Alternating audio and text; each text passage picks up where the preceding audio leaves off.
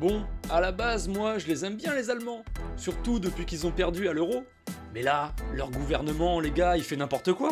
Tu vas voir dans cette vidéo, on va s'intéresser au portefeuille du gouvernement allemand. Tu vois, il est juste au-dessus de moi. Entre parenthèses, c'est marqué BKA, je vais t'expliquer ça après. Mais là, ils font preuve d'un amateurisme de fou.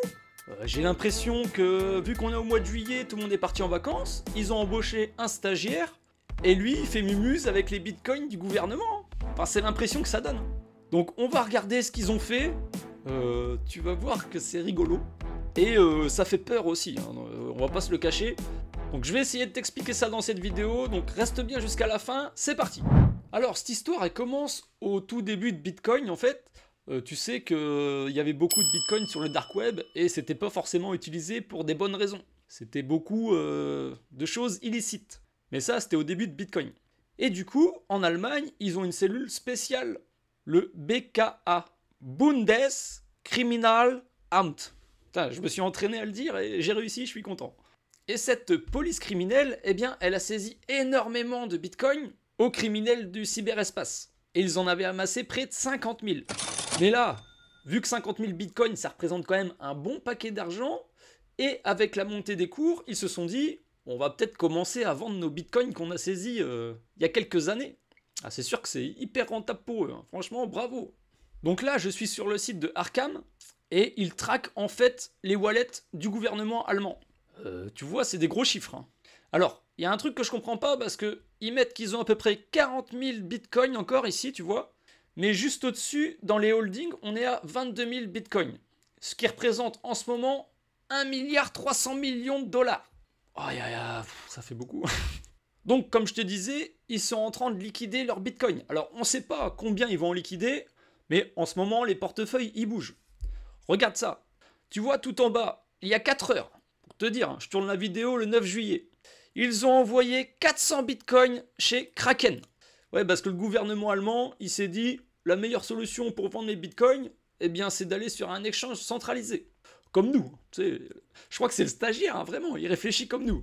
On va vendre des bitcoins, allez, on ouvre Kraken.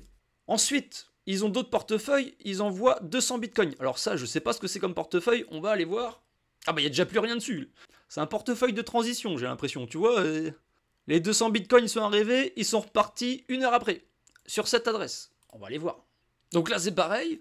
On a reçu les 100 bitcoins et ils sont encore repartis ailleurs, sur Wintermute. C'est quoi ce truc? On va aller voir. Les mecs, ils font des labyrinthes. Ah, ça y est, on a trouvé un truc là. 138 millions de dollars. Et mais les mecs, ils vont faire de la finance décentralisée, regarde. Ils sont rendus sur Uniswap. Qu'est-ce qu'ils font? Ils achètent des stablecoins. Ils ont acheté du AAVE. Ils ont acheté du ARB. Ils ont acheté des Ethers, des WETH aussi. Des USDT, bon, ça teste, hein. Franchement, je te le dis sincèrement, je sais pas ce que c'est que ce portefeuille. Est-ce que c'est un portefeuille intermédiaire qui est géré par des professionnels? Je pense que ça doit être à peu près ça, hein. Parce que les mecs se sont rendus compte qu'ils savaient pas faire. Alors, on va revenir au début, pourquoi ils savent pas faire? Regarde. Donc, je suis de retour sur le portefeuille du gouvernement allemand. Regarde bien leur truc que je te disais dans l'introduction. Regarde là, ils ont envoyé 2500 bitcoins il y a 5 heures. Et juste derrière, c'est exceptionnel, ils reçoivent 500 bitcoins, 1100 bitcoins, 90 bitcoins et 3000 et 3100 bitcoins. Donc, ils n'arrivent pas à vendre sur les exchanges.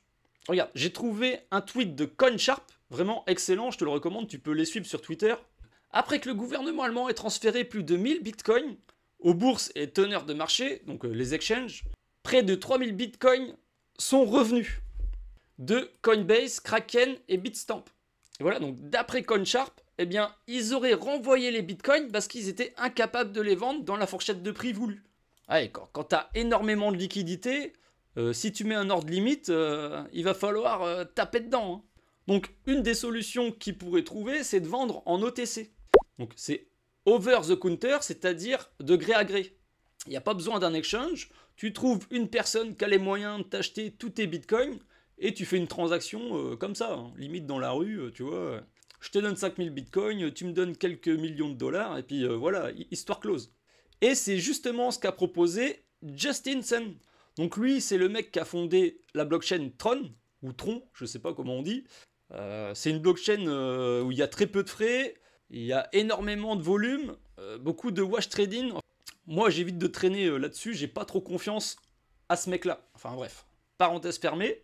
Tu vois, il a même épinglé son tweet. Tu vois, il a dit « Je suis prêt à négocier avec le gouvernement allemand pour acheter tous leurs bitcoins. » Et comme ça, il n'y aura pas d'impact sur le prix, sur le marché. Donc c'est pour ça que ça fait peur, parce que si le stagiaire, il est bien parti et qu'il vend au marché quelques milliers de bitcoins, je peux te dire qu'on va voir des mèches bien rouges sur le graphique.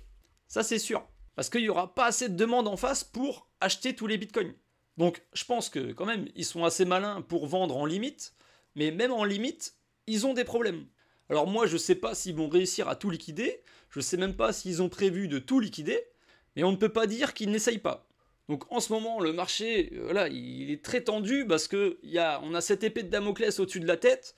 Moi, j'ai juste envie que les mecs, ils liquident leur bitcoin et qu'on n'en parle plus, tu vois. C'est vraiment un caillou dans la chaussure, ce truc.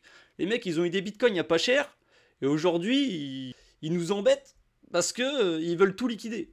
Liquidez-moi tout ça, les gars. Dites aux stagiaires d'appuyer fort sur les boutons, et comme ça, après, on sera tranquille. Enfin, tranquille entre parenthèses, parce qu'on a quand même l'histoire de MTGOX. Et il y a un petit peu plus de bitcoin, je crois qu'il y en a 140 000 à peu près qui vont être distribués.